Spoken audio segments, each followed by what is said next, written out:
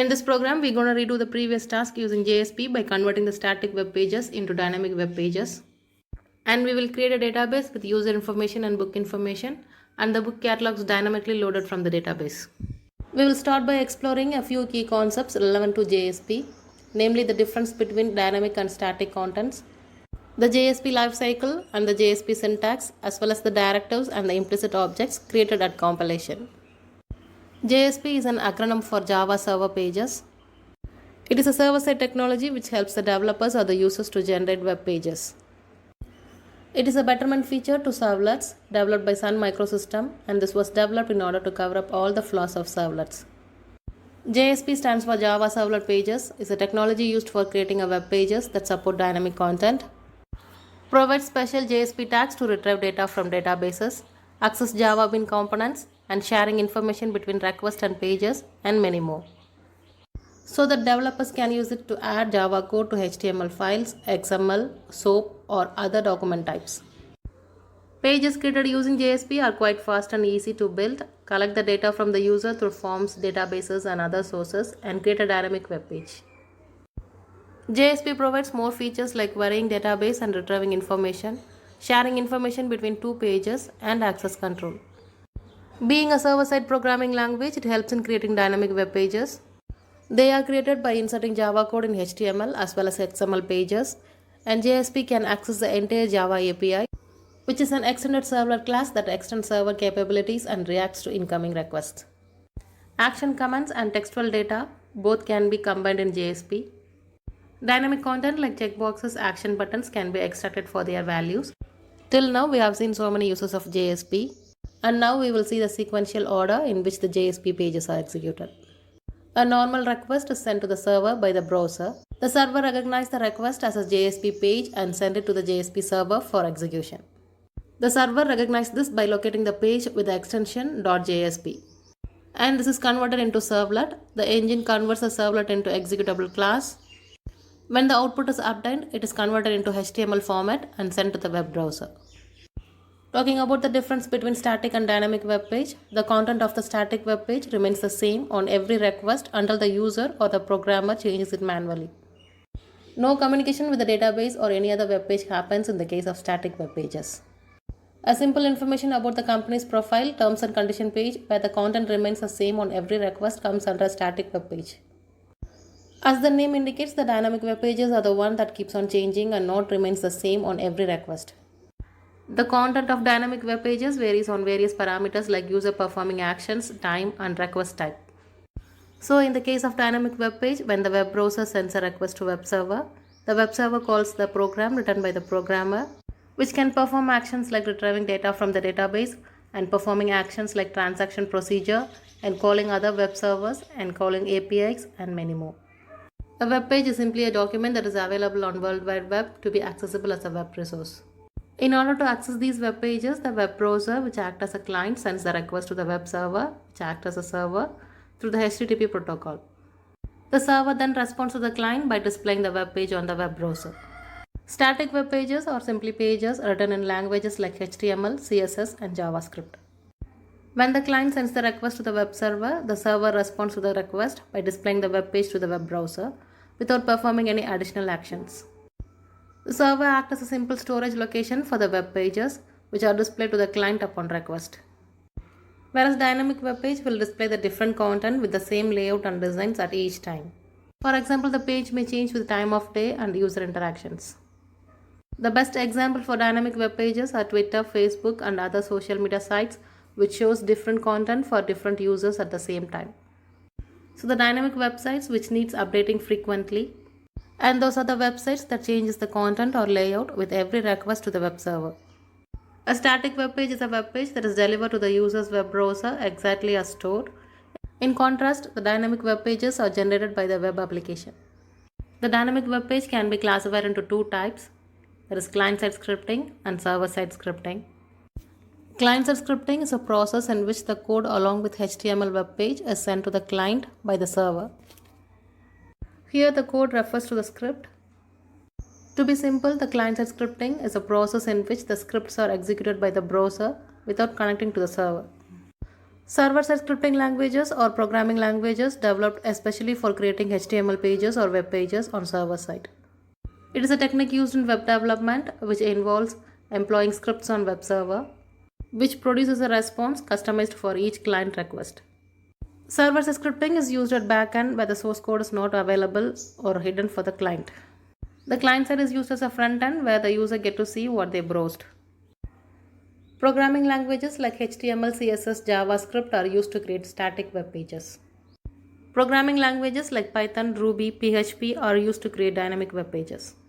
Information like weather forecast, social media post, news channel, live updates of any tournament, which keeps on changing after few seconds, comes under the dynamic web page because every time the user sends a request, the content to be displayed is changed on the web page.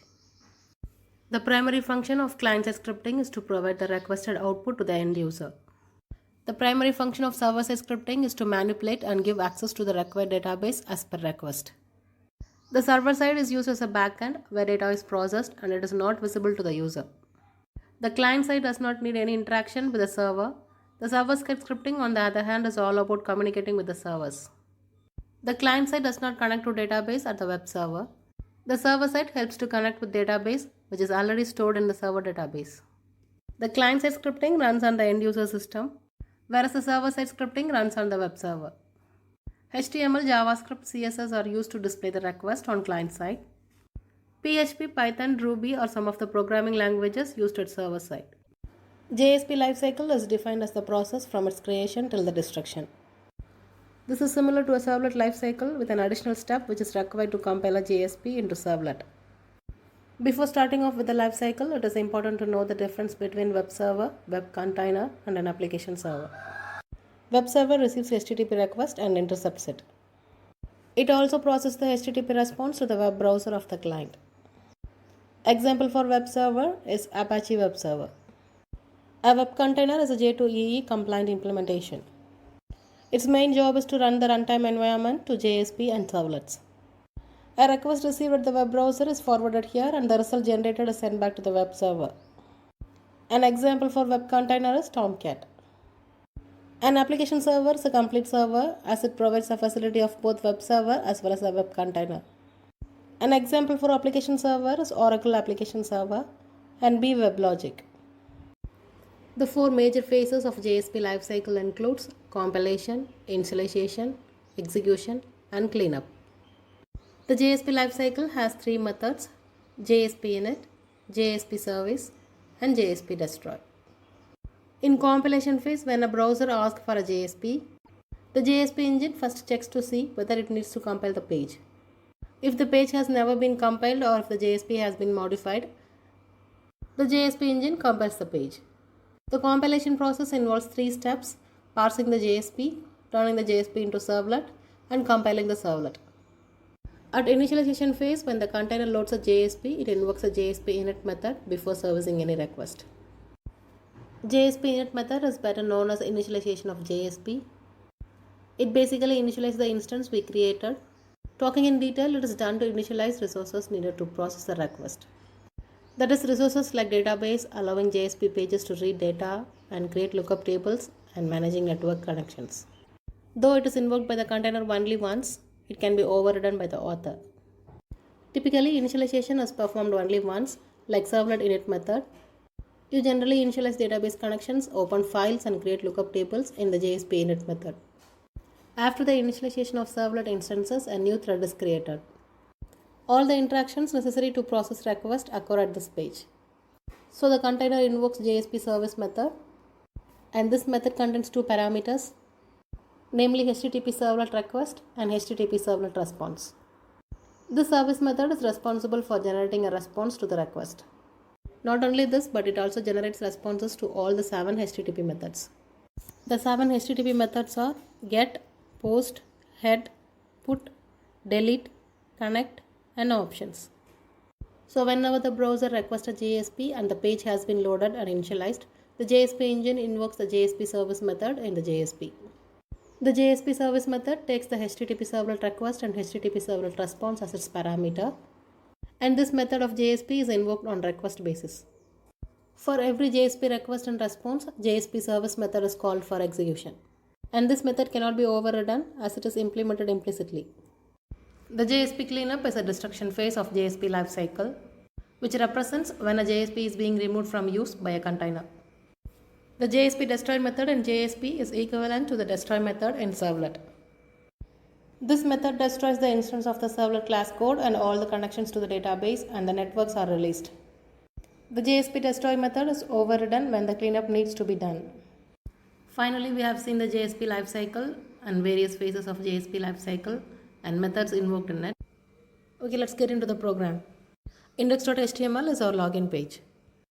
In this document, we are presented with a form where the user enters a username and password and clicks submit button.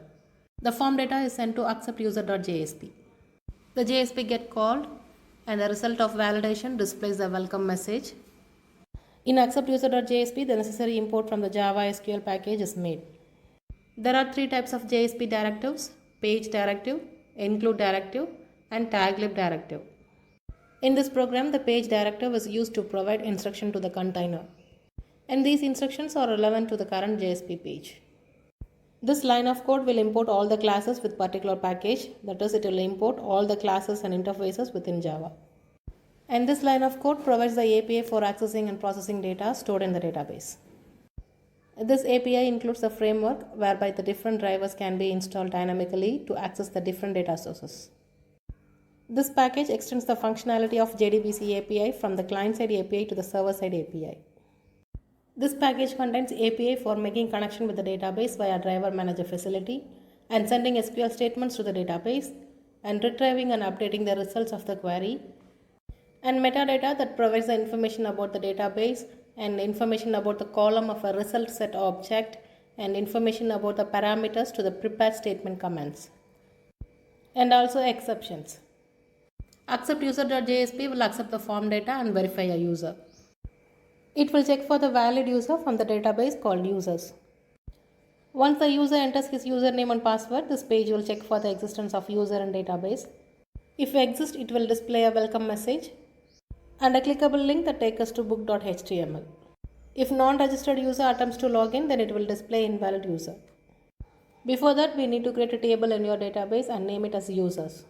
Create columns as username and password and add values for the respective columns. Here we define an object const for connection and ps1 and ps2 for prepared statement. And these block of codes are declaration parts. This line of code is the initialization code, and it generally initializes database connections, open files, and create lookup tables in JSP init method. First, you need to load the driver or register it before using in program. Registration is done only once in the program. The for name method of the class is used to register the driver class. You can register the driver by two ways: class.forName and driver manager.registerDriver. Here we use class.forName method. This will load the driver class file into the memory at the runtime. And next step is to establish the database connection. In order to establish communication with the database, you must first open the JDBC connection to the database. After loading the driver, establish the connection using driver manager.getConnection method. And create a statement. Once the connection is established, you need to interact with the database. The object of the prepared statement is responsible to execute the query with the database. Now it's time to process the result by executing the query. The execute query method of statement interface is used to execute the query to the database. This method returns the object of the result set that can be used to get all the records of the table. So finally, we have to send the data to the specified location. By closing the connection object statement and result set, it will be closed automatically. The close method of connection interface is used to close the connection. In book.html, we have a form to take the input from the user, that is the referencing field to access the book database. When you run this file, you will get a form window to fill the credential and click on the submit button. We have given bname field to gather the input from the user. On entering the book name in the text field and hitting the submit button, the browser takes the input data and sends it to the web server and ultimately processed to the backend program. So the form action will be passed to the booksearch.jsp file to process information. And also we have a href link to access or view all the books available in the book catalog. Booksearch.jsp is a file where we get a detailed information on a specific book. Bookdisplay.jsp is a file which displays all the books available in the book catalog. BookSearch.JSP and BookDisplay.JSP are the backend programs which access the book database. All the book data are stored in the book database. For that, we have created a book database and create columns like book name, author, and published details, and add values for the respective columns. And we establish the connection from the database to the JSP pages, that is BookSearch.JSP and BookDisplay.JSP. This line of code creates a string of connection URL within the specified format with machine name, port number, and database name. This will declare a connection by using the connection interface. This line of code declares the object of statement interface, which is used for executing the SQL statements. The statement object selects all the records from the table. We pass the SQL query to this method of statement object called execute query. So the statement object will gather all the records that match our query. The execute query method will return all the records in result set. This line of code declares a result set that uses a table for output data from the database. This line will load the JDBC driver. This line of code creates a connection by using getConnection method, and that takes the parameter of string type connection URL, username, and password to connect to the database. Create statement is used for creating statement object that is used for sending SQL statements to the specified database. Here the statement is an interface and it is used for sending the SQL query to the database, and connection is the variable of connection interface. Get parameter method will get the data, especially the form data, from the client HTML page, that is the book.html. Request.get parameter is used to retrieve the form data from the client side. This query will retrieve the values from the specified table. The like command is used in where class to search for the specific pattern in the column. So this query fetches all the records where the value of bname column with any number of characters in the database. To execute this query, call this execute method from the statement object, and this will get the result table from the query. This line of code positions the cursor. You access the data in the result set object through the cursor. Note that this cursor is not a database cursor. This cursor is a pointer that points to one row of data in the result set object. Initially, the cursor is positioned before the first row, and this line retrieves only the first column value, and these lines of code will retrieve the value of the designated column in the current row of this result set object as a string. This line of code closes the result set, and this will close the statement. This method closes the connection object. BookDisplay.JSP will display all the books available in the database. Now let's execute the program. Go to NetBeans, create a new project, select Java Web, Web Application, click Next, and name the project as IP Lab 7. Click Next, Next, and finish. Index.html is our login page. Copy paste the code for index.html. In this document, we have created a form to get the user input, that is the username and password, and the action attribute specifies where to send the form data when the form is submitted. So when the user gives the username and password and hit the login button, the form data is submitted to acceptuser.jsp. And create a JSP file and name the file as accept user.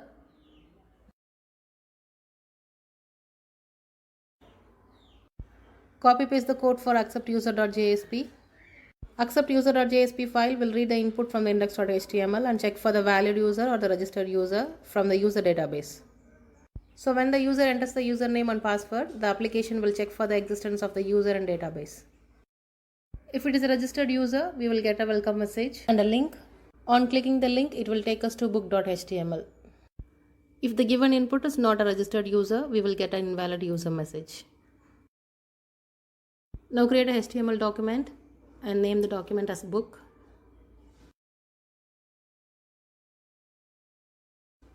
Copy paste the code for book.html.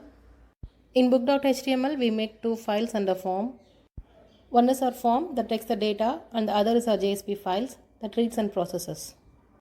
Our form will take a data, that is the book name we want to search for, and it calls the booksearch.jsp file as the form action. And I'm trying to redirect to another JSP file by using a simple href link. On clicking the link in book.html, it will display all the books available in the database. That is, the link will redirect us to bookdisplay.jsp, which will display all the books available. Now create a booksearch.jsp file.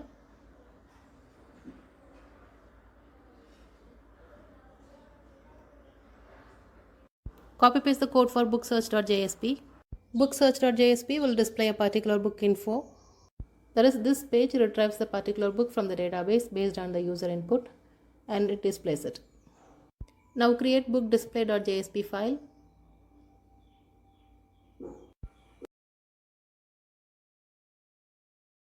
Now copy paste the code for bookdisplay.jsp. Now we're going to establish the connection from Derby database to JSP pages. To start Derby server, you must first install TOMCAT server. Check in the description link for TOMCAT installation. To make a JSP connection to Derby database, go to Service tab. Right click on Java database node and select Create Database option and give IP lab7 as database name and username and password as root. A new connection object is created.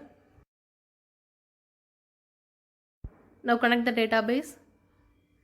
Your server gets started. After connection gets successful, you can create tables in database. Now create a table and name the table as users. Add column as username with data type varchar with size 30. Add another column as a password with data type varchar of size 30.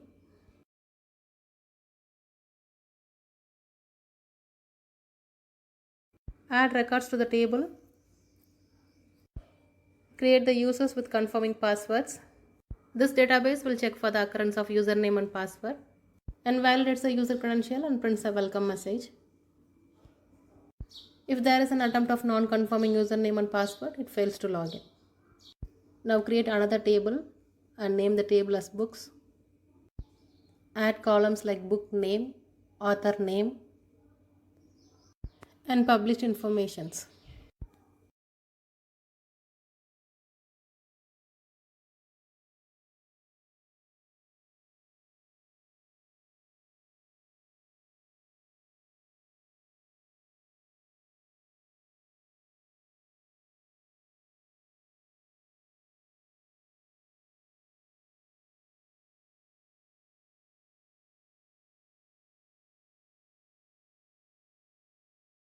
Now add records to the book table.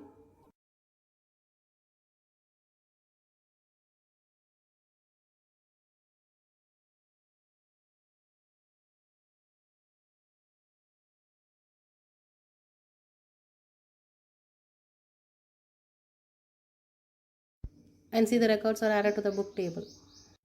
Driver manager needs a driver in order to connect to database. You can import this. Further, go to project tab.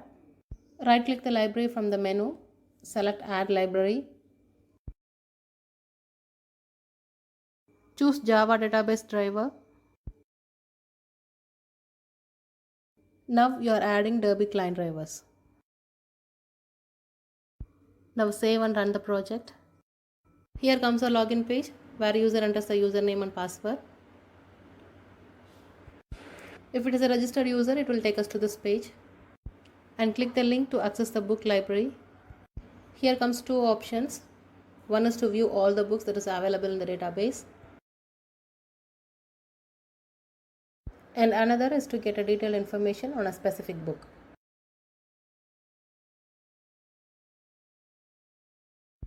If the given input is not a registered user, we will get an invalid user message.